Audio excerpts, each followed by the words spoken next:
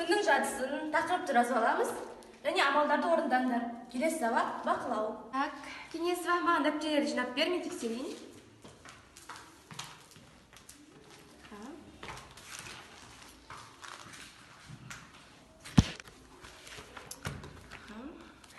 Қой үрсін бер, қойшы бәрі құрсын.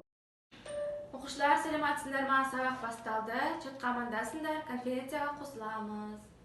Так, Ақтолқыннан басқа ешкім сабаққа кірмей ме не? Ақтолқын айтып бәріне кірсін. Біздің бүгінгі тақырып логарифм. Логарифм а негіздегі x b-ға тең. 2 hours later. Осымен сабағымыз аяқталды. Оқушылар, ешқандай сұрақтарыңыз жоқ деп ойлаймын. Барлығы түсінікті ғой да? Ешкім үндемейді.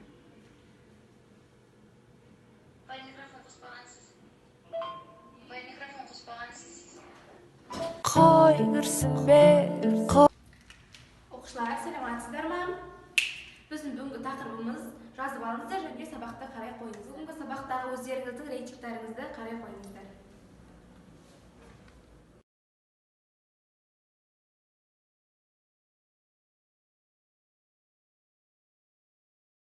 Қой үрсін бер, қойшы бәрі